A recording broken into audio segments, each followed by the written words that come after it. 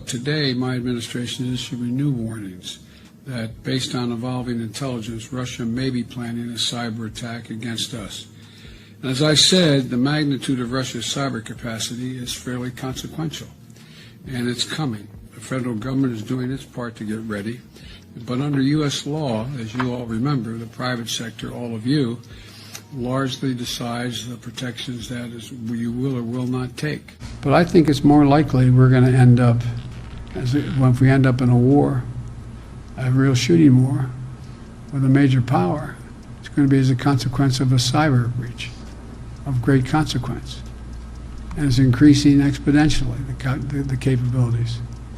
When I was with Mr. Putin, who has a real problem, he's sitting on top of an economy that has nuclear weapons and oil wells and nothing else. Nothing else. Their economy is, what, the 8th smallest in the world now? Largest in the world? He knows he's in real trouble, which makes him even more dangerous in my view.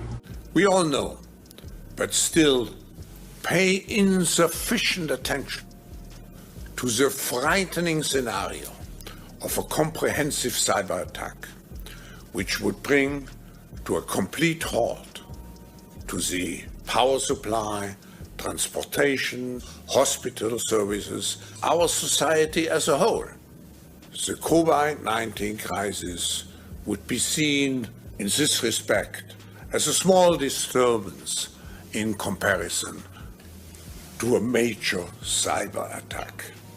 To use the COVID-19 crisis as a timely opportunity to reflect on the lessons the cybersecurity community can draw and improve our preparedness for a potential cyber pandemic.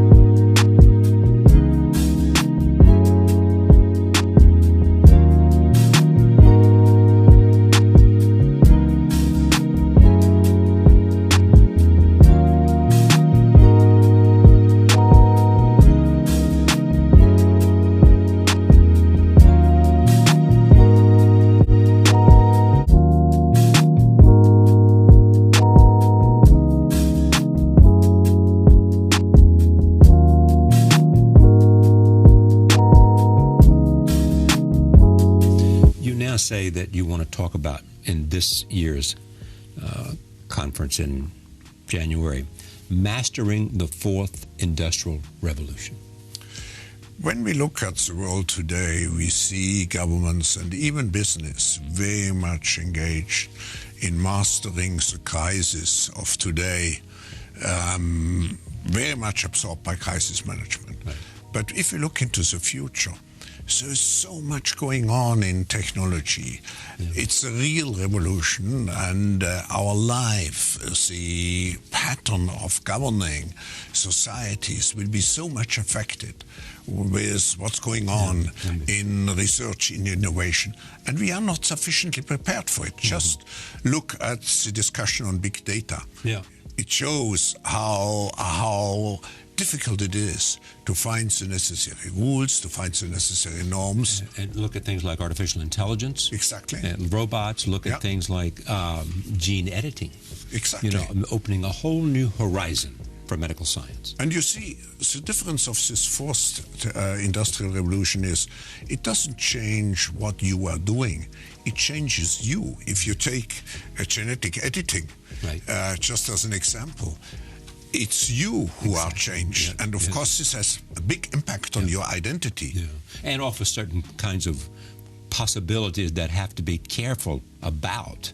You know, when you began to do that kind of gene editing, some people worry that you are changing what it means to be human. That's the problem. And of course, the new industrial revolution offers us many opportunities, but it raises manifold questions on the ethical, but even legal implications.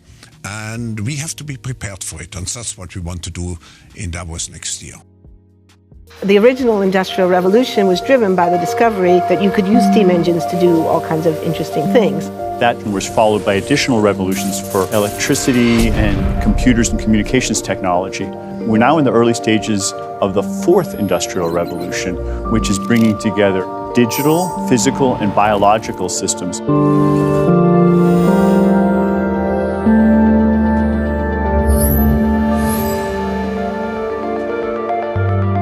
One of the features of this fourth industrial revolution is that it doesn't change what we are doing, but it changes us. We need a different economic model that will allow us to meet the basic needs of every human on the planet, and that will be focused not on growth per se, but on maximizing human well-being. We have energy technologies that can power our civilization, but how do we get it and implement it at the scale we need at a price that people around the world can afford? If we're able to do something to transform cities, to make them more efficient, then the impact can be huge. We can use asset tracking, we can use IT, we can use 3D printing to decouple growth from the resource constraints we have. The question of adding quality to quantity, it's really about a diverse, safe, healthy, and just world with clean air, clean water, clean energy. Together we are fighting to preserve our fragile climate from irreversible damage and devastation of unthinkable proportions. The prediction of 5 million jobs lost by 2020 to technology is serious, but the main question is, how will we define work? How will we share the wealth? How can you have a doctor that really knows a lot about data? How can you have a biologist that knows about medicine? We have to create a space that enables people to think freely, to think divergent thoughts, to think creative thoughts. We really need new education or new training. We're working with a World in Motion and First Robotics, trying to encourage students from third grade all the way up through the end of high school to pursue science, math, and different technologies. It's this ability of digital technology to change outcomes, to truly empower people that can create a more equitable growth. Fourth Industrial Revolution has the potential to make inequalities visible and to make them less acceptable in the future. I was the first person in the world to be able to voluntarily move my legs while stepping in a robot. The cure will be possible if enough of the right people have the will to make it happen. We're seeing this incredibly exciting convergence of genome editing, DNA sequencing. Governments have a very important role to play in enabling the safe and effective use of technologies. We need to take responsibility at every level of society to adapt to these technological challenges, which are redefining what it means to be completely embedded in this world. Even though we have everyday problems we have to solve, we have to find a way to lay the foundations for the innovations of tomorrow.